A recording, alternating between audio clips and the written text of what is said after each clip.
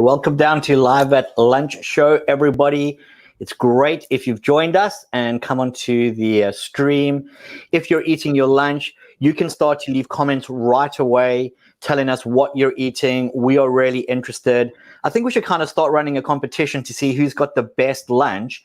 Also, so we can plot and plan how to connect with them. I'm excited. We have Phil Coleman in the house with us today. How are you, Phil? I'm good. How are you doing, Richard? I'm good. I am good, thank you. How's everyone out there? Well, we'll hopefully begin to see some comments coming in and people can start to post and we'll begin to throw those up. So if you are online, please pop a comment on there. Don't be scared to abuse Phil. He's absolutely there. We've already got one coming in. I love this. Steve Gregg, yes, boring lunch, toast. What, Phil, are you having for lunch? Do you honestly want to see? Yeah, I want to see. Right, I haven't really had time to make lunch, so this is what I've picked up. And look, it's an apple. Look at the I'm worried because it's already brown. Is that someone else's apple that you're eating? It's one of those old ones, you know, when you leave them in the fruit bowl too long. Oh yeah. So I took a few bites. I thought, no, I'm not having that. So I'll have something after this little. So let's get this thing done because I'm hungry. All right, fair enough.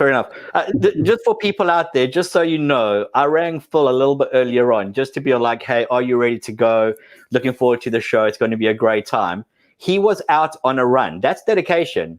He was sweating, and what it looked like you were running through like mud parts. I was just like, What is happening? I was still sweating. Were you on FaceTime then when you rang me? Yeah, I was on FaceTime. Oh, really? So you? All right, okay. I'm loving this. We've got things coming in. Fiona Wood says, I'm from the Lighthouse Family Church. Hey, Fiona, how are you doing? Just checking in to say hi. I've just had my Cambridge Diet chocolate mint shake. Yummy. Seriously. And then on fire emojis. So it could be a chili chocolate.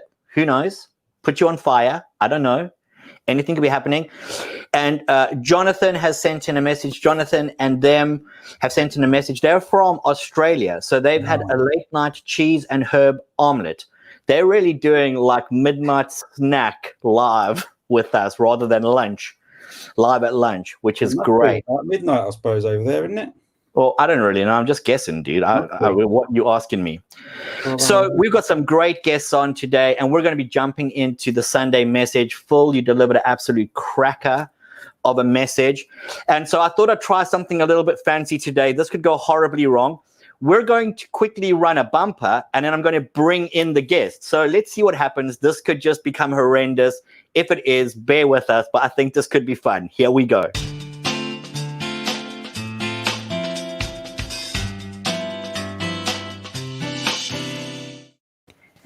And we're back.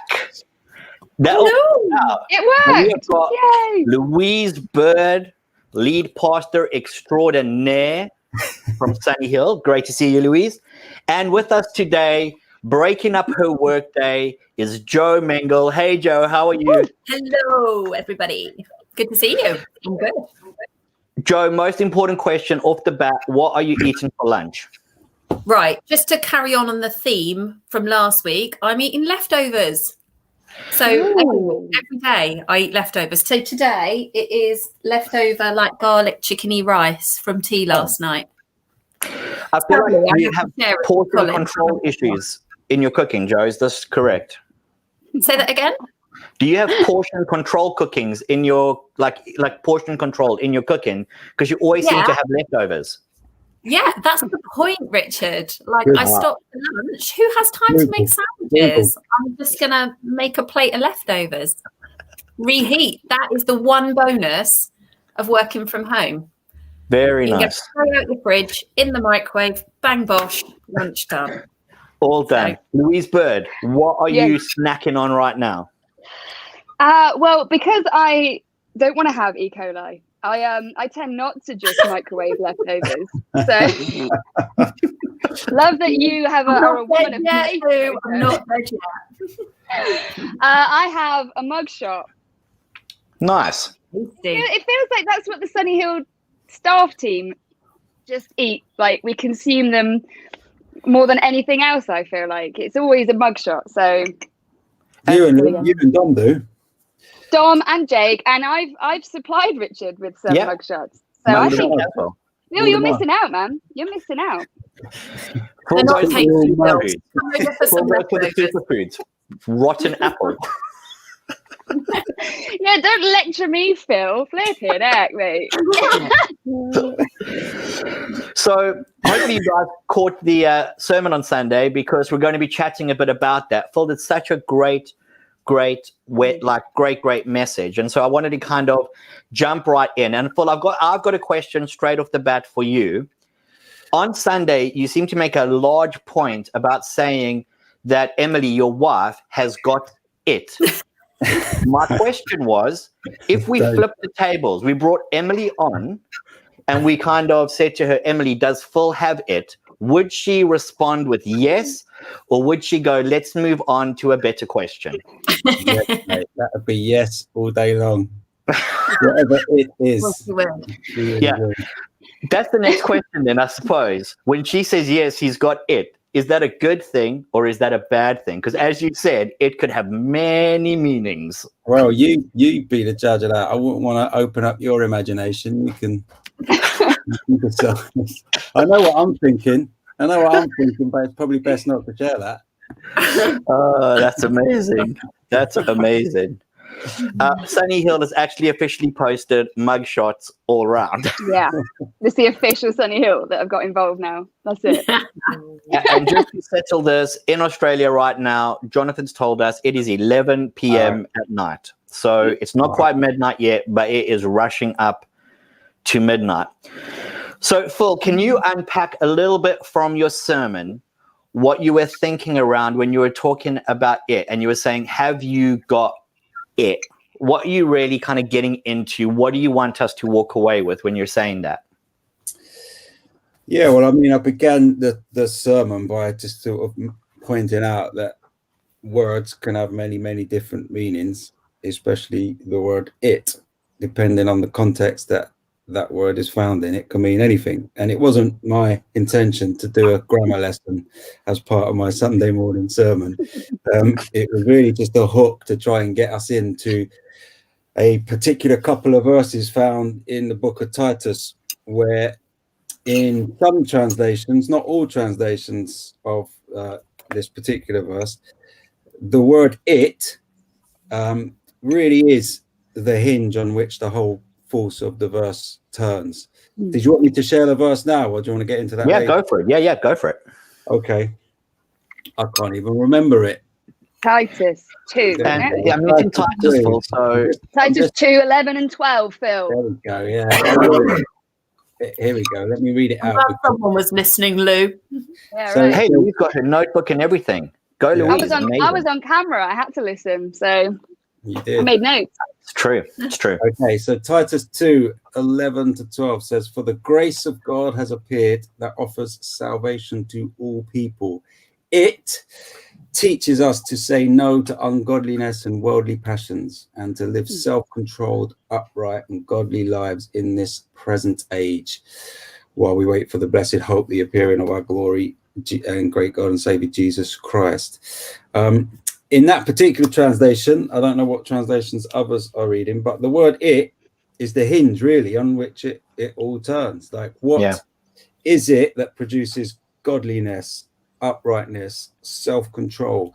What is it that causes the people of God to say no to ungodliness? And in that particular translation, the word it is connected to the concept of the grace of God. So, you know, it wasn't a grammar lesson. It was more just a hook to try and get us in to understanding the connection between godliness and grace. And when you're beginning to talk about the grace of God, what are you really thinking about? Because I think it's an interesting term that Christians use a lot, but actually it's just a good, it sounds good when you pray it. But what really is it? Yeah, absolutely.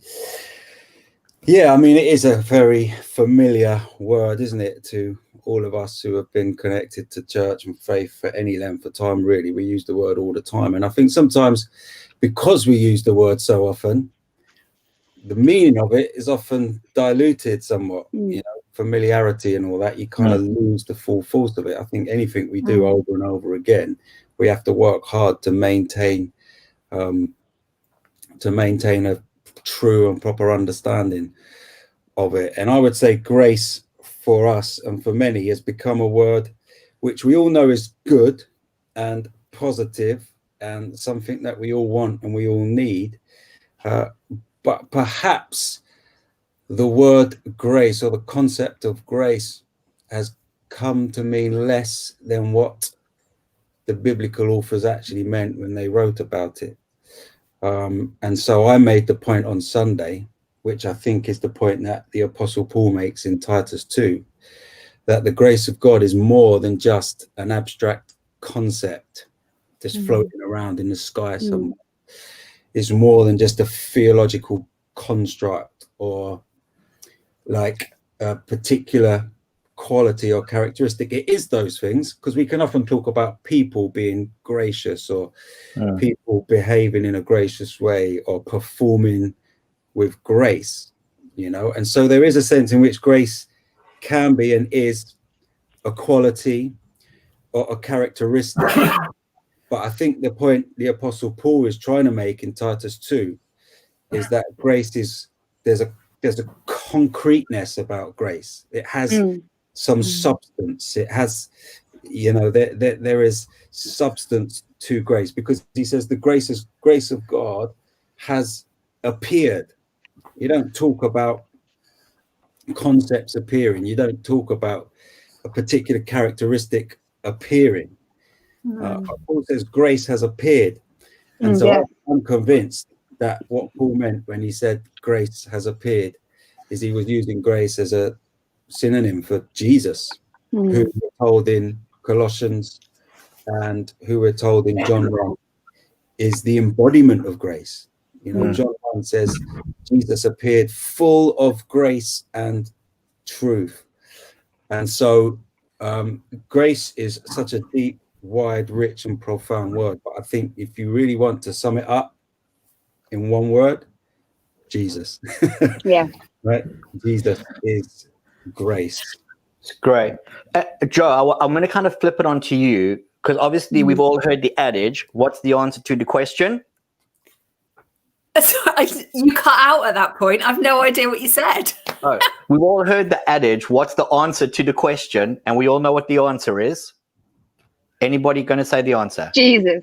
There we go, Louise. Jesus, Well done. of course. Deeply concerned that was so difficult for us to pull off. But You let's just move on. kept cutting out at the key moment, Richard. You just kept cutting out. That's Can not- I just that's say, not great.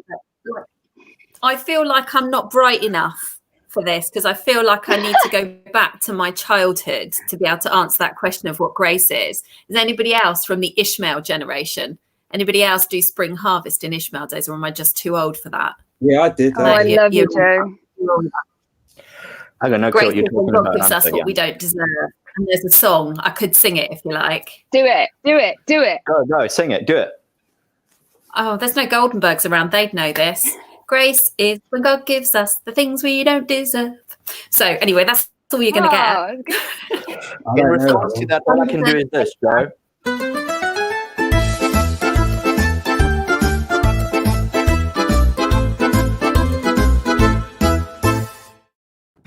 And we're back after that musical interlude. I'm glad you put that on instead of me singing. Go for it, Joe. Hello? Joe, can you hear me? I can now. Oh. Sorry, Oh. everything froze. That's cool. Sorry, you were in the middle of saying grace. You feel like you need to go back to when you were a child again. No, I just felt like, it is such a big concept, isn't it? And it's hard to kind of pin down in real life. What does that mean? And for me, I always find myself when I get lost in the kind of, it's such a big thing. And what does it mean? It's this big sort of religious concept. But actually, I go back to, this is God doing for me, Jesus doing for me what I don't deserve. This is undeserved favor from God. And, so for me in practical terms, I'm often thinking like, God doesn't give me what I deserve. He doesn't give me the punishment I deserve. He doesn't give me, we have a lot in life. We often think a lot about, I want my just desserts. I want what's owing to me. I want to get what I'm deserved. And actually we really don't want what we deserve. It would not be good for me if I got what I deserved, especially not after singing. So actually, it's true. I mean, there is support for singing that you're singing right there, which is, to be honest, it is Dom. So we'll take that for what it is, because it's Dom saying nice singing. But we'll run with it for now. Great comment from Jonathan saying Jesus is the source and embodiment of grace and truth. Yeah. I wonder, Louise, but in your life, even though we all affirm that, and we would all affirm that the one word answer, if you boiled it down to it, what is this thing? It's Jesus. Like practically in your life, what does that actually mean? What does it mean as a wife? What does it mean as a mother? What does it mean as even somebody who's working in church? How is this idea of grace and it's actually Jesus at the heart of it? What practical kind of implication does it have? Good question. I think for me, certainly, I think it's coming to a realization that I can do nothing without Jesus. I think, and I literally mean nothing. It's not just the super spiritual stuff that I can do, that I can't do without Jesus. It's literally, I can't do anything without Jesus. That the only reason why I exist, the only reason why I'm breathing the air that I'm breathing is because of Jesus. He is the reason why I'm here. He's the reason why I breathed that last breath. He's the reason that I'll hopefully breathe the next one. And it's just a recognition that Jesus is the answer, because there is nothing that exists without him. And he's the reason why it exists. It exists through him and it exists for him. And so it's kind of like we just orbit this purpose that is Jesus. And that's the central reason for everything. Yeah. And Joe, in your workplace, how do you think that manifests itself? Like, what does it look like? I think it's about having where your eyes are set during the day. Because I love what you say, Lou, about, everything is about Jesus. And it's easy to remember that on a Sunday when we are talking about Jesus, when he's on the tip of our tongues all the time. Throughout your day, it's easy to forget that. It's easy to forget and to take your eyes off that focus. So for me, during the day, it's about remembering him in every step of things and remembering in every interaction what I want to do, how I want to respond. It is irrelevant, because how God wants me to respond, how Jesus would want me to respond, how he would respond in this situation is what's required. And I don't manage that. I don't manage that all the time. You may even have heard me yelling at my husband a minute ago, I've got no Wi-Fi, stop. That's not being gracious. And being gracious is being able to continue not giving people what they deserve in that moment, but giving them the response that Jesus would give them. And remembering my dependence on Jesus, and that I owe him everything, and therefore I need to behave in a gracious manner to those around me. I think there's that's great. I think that's you're absolutely right. But I do think also there's a danger in that not a danger, but a temptation to move towards what does grace mean for my behavior before what does grace mean for who I am. Does that make sense?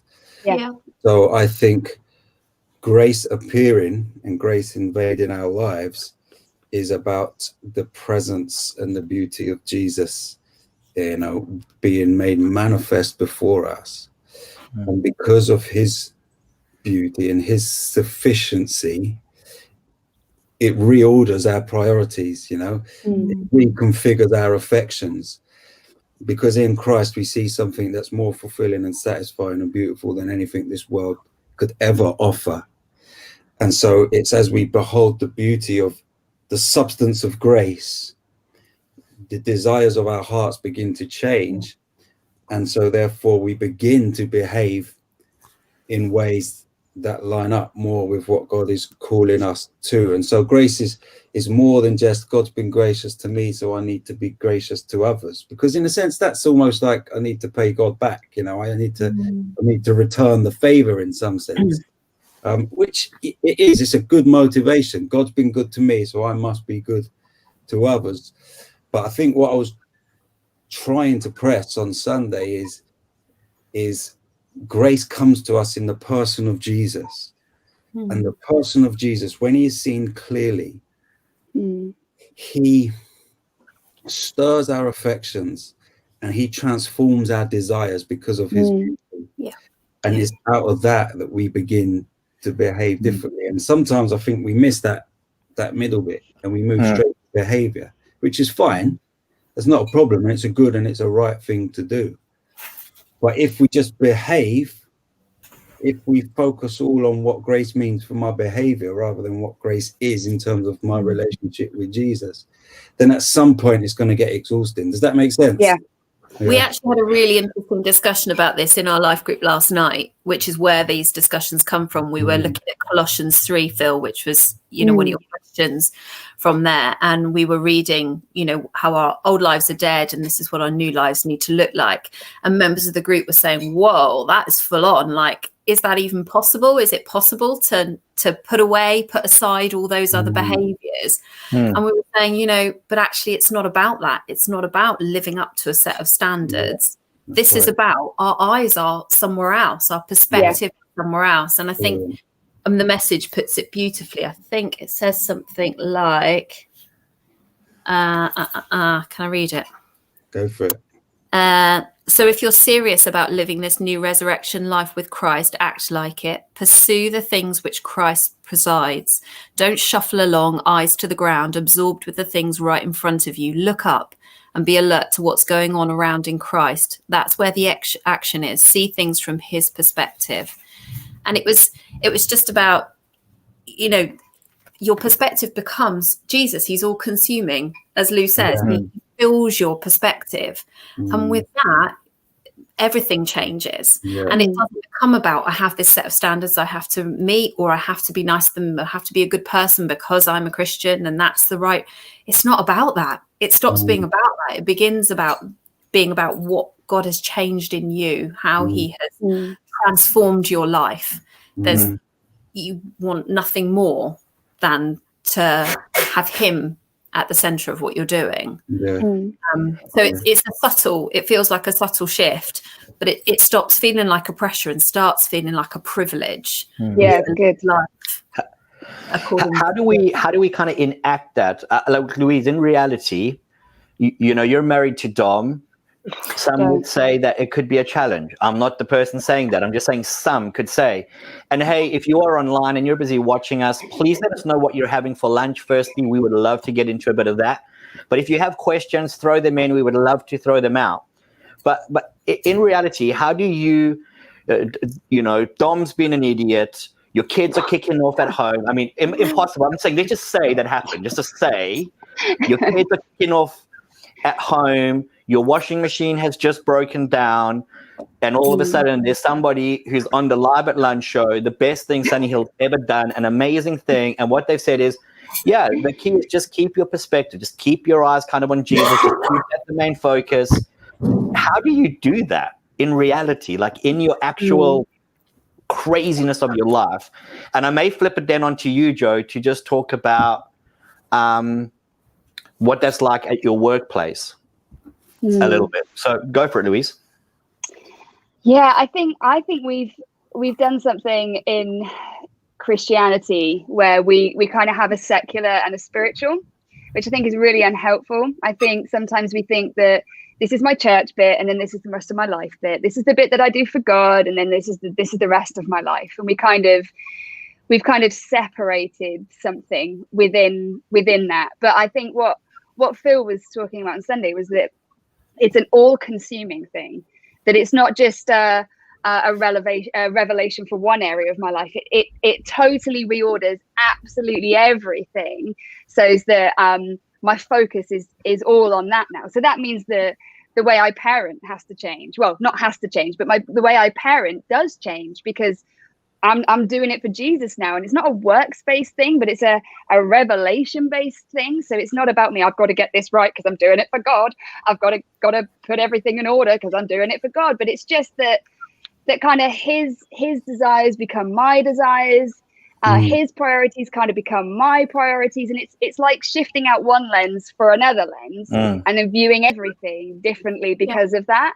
It's like the grace filter, you know, like the old Instagram filters, like the grace filter suddenly goes onto your world, and you start loving your kids differently. You start behaving in your marriage differently. You start ordering your finances differently, not as a kind of, I've got to get this right because otherwise I'm going to be in trouble. Yeah. And there is a weird blur between disciplines being essential within that, because I think that is a really important thing, that we don't just want this hippie version of faith where it's all like, yeah, I just feel like this is what God's doing, but that actually it does then require order. It does require instilling disciplines to protect it, but at the same time it should change everything. When we truly get who Jesus is to each one of us, it changes everything.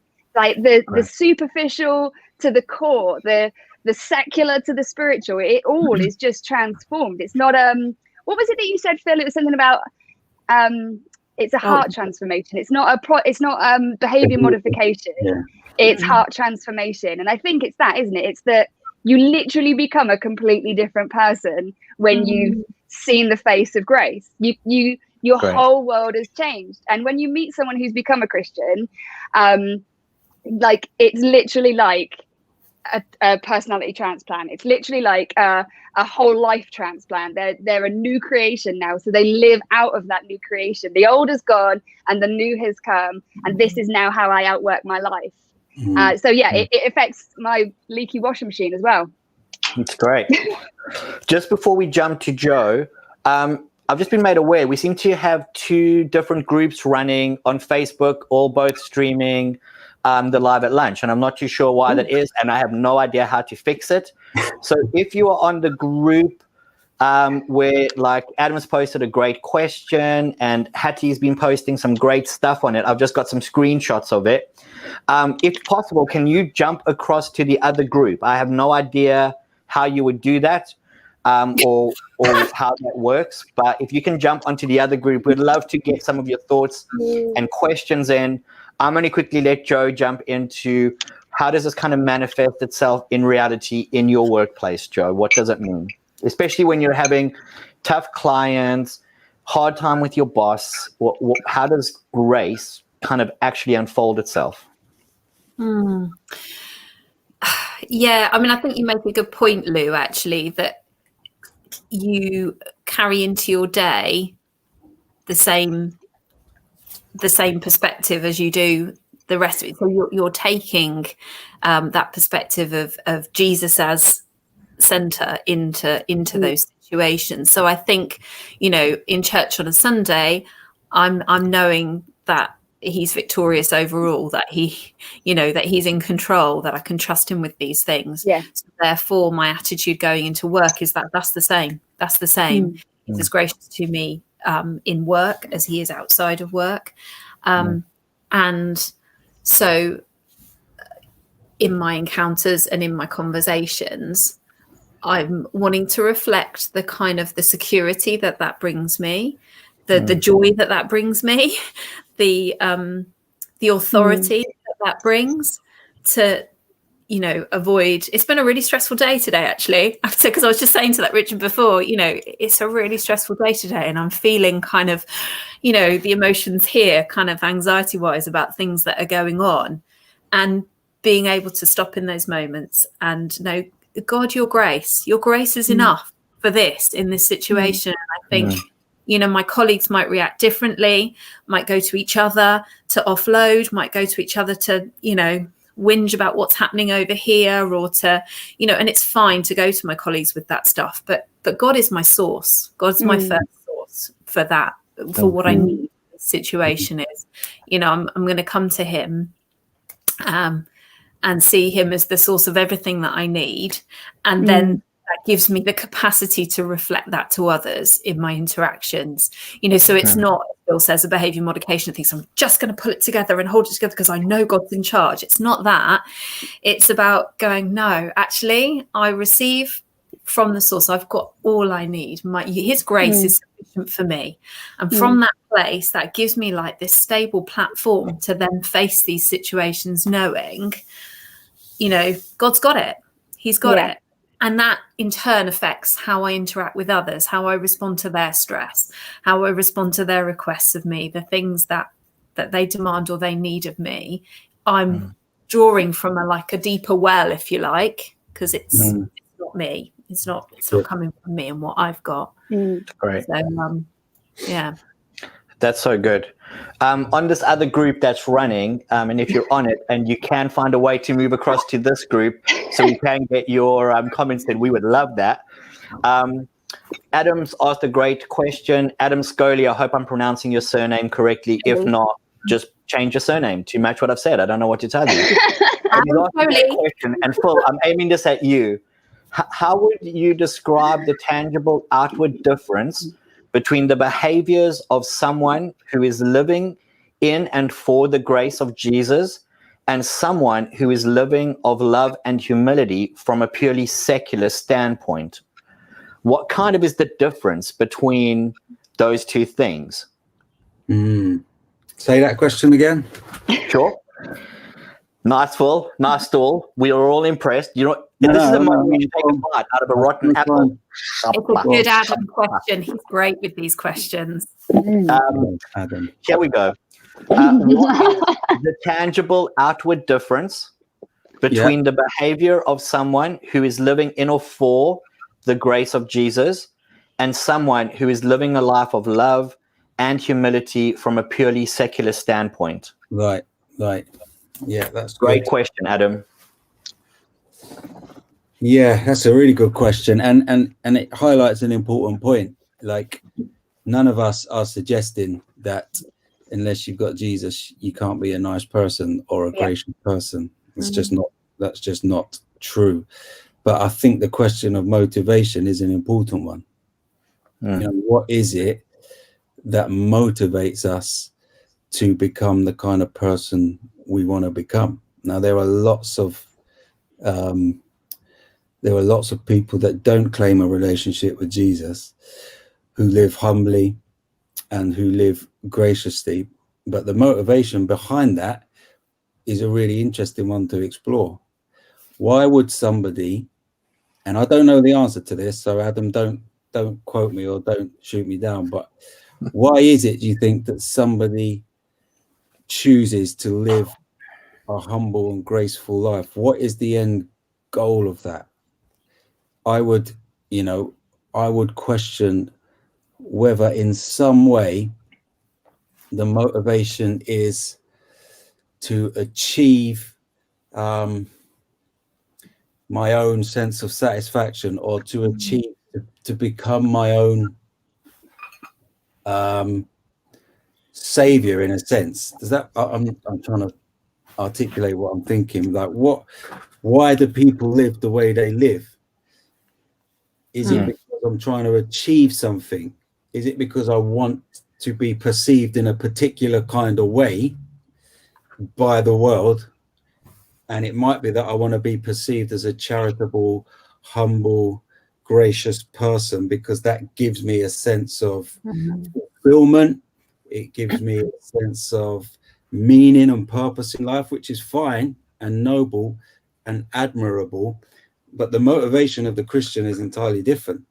The reason we Christians aim for a life of humility and graciousness and godliness is not because we want to achieve something. It's because we have received something, We've received something that we didn't deserve. And because of that receiving, which didn't happen just once, but happens daily, as Louise says, every breath we breathe is a gift of grace from God. It's because of that, and because of what God's doing in our hearts, that we begin to live differently. And it's a really difficult question to try and judge or assess people's motivations, is a really difficult thing. But I think without the grace of God, it's like this thing about altruism. Is that even a real thing? Are people good just to be good? Or is there always an agenda behind goodness? And that's a deep question. And it might be an offensive question to some people. But I think the decisive difference between someone who has the power of Christ at work within them is the question of motivation. What is it that's motivating me? Because there are lots of good people, right? Even I spoke about it on Sunday. The Apostle Paul, before he met Jesus, he was a good person, right? He said, in terms of keeping the moral code, he says, I was better than anyone. There was no one better than me. But the kind of heart and personality that he had before he met Jesus was vastly different to what happened after he met Jesus. And so I hope that in some way makes some sense. But there is, I think Adam's right, like you can't often discern, or you can't sometimes discern an outward difference between people that are serving Jesus because of grace and people that are living a good life. Sometimes you can't tell that difference, and which is why Jesus says, don't just judge people by what they look like or how they behave. I hope that makes sense. It's a good question. I think it's don't ask questions. I think it's a great point that you're pushing for, because I think ultimately what we're really talking about is starting points. The behavior is never the starting point, but for people who aren't driven because they've experienced the grace of Jesus and seeing that presence manifest in their lives, I think, I know I need to do some kind of good and set off to do that. And actually that's commendable. It's not a bad thing. But once you're experiencing the grace and that presence, you're no longer thinking, well, I better do something good. It's now a deep kind of heart push of I must do some. Cheers, Louise. Thanks for coming. Oh, you just waved at me. That's what out the window. Dom. I'm going to mute Louise quickly while she's screaming and shouting for Dom. Go for it, Louise. You can scream and shout away. I think what happens is it actually becomes because I've experienced the presence of Jesus, because I'm experiencing this grace, I need to live my life now in a way that reflects what I've already seen, rather than I need to just do this because I should do good things, if that kind of makes any kind of sense. You wanted to say something, Joe? Yeah, I think it's like a life of worship, isn't it? It becomes your worship. Your response is like, it's coming from a place of like love and adoration and of who God is, what Jesus has done. So this is not driven by a desire necessarily to do good. It's coming from a place of gratitude and just feeling overwhelmed by what God has given you, what Jesus has given you. So you want your life to reflect that. You want your life to bring glory to God. You want, so it's not about, look at me, I'm a nice person, I'm doing good, or I'm ticking all the boxes. This is about, my life needs to reflect glory back on him. People need to look at me and see God is good and see, and want to worship him because of how I am. And my behavior, then therefore there's weight to my behavior, how I act, what I do with what I've been given, how I spend my time, how I spend my days, how I interact with people. It's weighty and it's important because it belongs to God. It reflects him. I'm owned and loved by him and bought with this price. Therefore, this stuff matters. So I'm desperate to know who's at your window, Lou. Yeah. We had a visitor, Mike Robbins. I don't know whether you know him. He's hilarious. He works for Compassion. He's just popped over. That's great. I've just realized something. If I do this, it looks like I'm just ahead. I have no body. Oh yeah. See, that's kind of what I look like, because I've got head. I've got a yellow got chair. that going on, Louise. It's weird. I have to do this. Look, no, I'm not just a head. There's more. I have a body. I'm here. I don't We really did know. observe on Sunday you had no face. You were just like black hat, Yeah. black mask, black beard, black Yeah. shirt. There was Yeah. nothing in the middle. That was it. Adam's just posted, thank you all, very helpful. So awesome, good job there, Full. If there's one thing, Louise, that you're going from Sunday, this has really kind of impacted something into your week, what would it be? Like just what one thing, because I'm going to start wrapping this up. So one thing. Oh, come on. One. Louise I don't know, man. There was literally, I'm just looking at all my notes. Gems. I think it's the recognition that I need more of Jesus. Ultimately, I think sometimes I think I need more of other things to, I don't know, to be better, to live well. But ultimately, I just need more of Jesus. And that's always, to be fair, that every time Phil preaches, that's always what I leave with, thinking, what was I even reading that book for? I just need more of Jesus, or whatever. Yeah, so good. Yeah. And what about you, Joe? Well, if you've taken the best answer now, the answer's Jesus, isn't it? The answer's always Jesus, Joe. The answer's always Jesus. There was a wonderful quote, and I was just literally reading it last night, and I'm not going to be able to quote it now because I've got the wrong notebook here, but it was about the inner transformation that you did a wonderful encapsulating quote. And I felt like I've felt like I needed to put it on my notes in my phone, so it just pops up there as a kind of a life mantra. And I can't remember. It wasn't that impactful.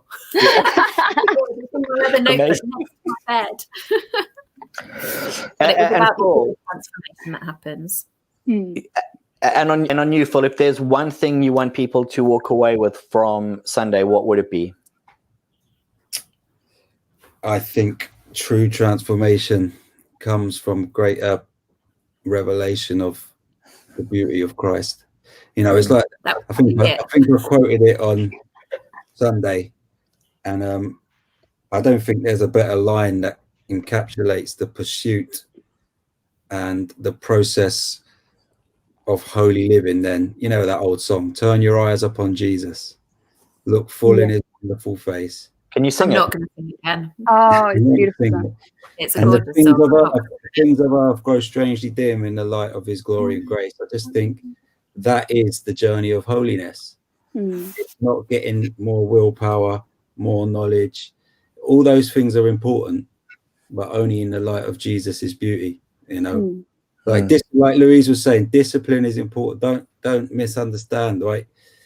Discipline, spiritual disciplines are important, but actually the better language for spiritual disciplines is means of grace, right? That's what spiritual disciplines are. They're channels through which grace enters our lives. It's not just about me getting better. It's about receiving more grace. And I think the journey of holiness is becoming more and more aware of the sufficiency, the glory, and the beauty of Jesus, because in the light of his face, the things of this earth, they fade into insignificance. That's how good he is. Amazing. That's so good. The thing I loved is how you ended on Sunday, which is maybe the question isn't have you got it, but rather has it got you? Yeah. And I thought it's such a great place for us to end. It's been great having kind of lunch with you guys, except for Phil. He's eating a rotten apple. I don't know what's going on. It's really great. Some chips and sausage, I think. It's getting worse. It's progressively got worse. We should have actually just It's so funny over the course of the whole time, just to watch that apple literally get down and down. Thank you so much. What I love about Phil is that he's got such a high bar on so many things, but yet other things he's literally in the gutter. Like he'll eat that. Like Phil, he won't drink my coffee, but he'll eat that. Like really, Phil. Come on, Phil. I'm not eating it. Look, that's fine. You have eaten it, mate. If you leave it long enough, it'll look like it's coffee, like it's been soaked in coffee, and then maybe, you never know. You never know. Yeah. It's been great spending lunch with you guys. Thank you so much, Joe, for taking the time out from work to come and eat leftovers and chat with us. Thank you, Louise Bird, for your What are you waving at Joe? I'm Dunn? waving to Joe, but it's all backwards, isn't it? Yeah. I was all like, has that a way. gnome invaded That way. your house that you're waving at them? Like, what is going on? Thank you so much for having your mug shot with us. Full, thank you for just sitting there and watching your apple, the great down. And for everybody who's taken time out from their day to watch this and to kind of engage with us, thank you so much. If you were on the second group, sorry we didn't get to you. I have no idea what happened there, but there were some great comments from Hattie. Hey, Luis Dalrymple. Hey, Hattie, I hope you guys are doing well. We'll try and sort that out for next week. We are going to be back again next week. This Sunday, we got Adam Bird bringing a word and carrying on our series of Holy Joe. And we'll be back with some new guests, some fresh questions, and a time for you just to connect with us on Wednesday at 1 and eat your lunch with us. Other than that, we hope you have a great rest of your day. We've really enjoyed being with you this morning. Have a great time. See you on Sunday. Goodbye, everybody. Bye. Bye.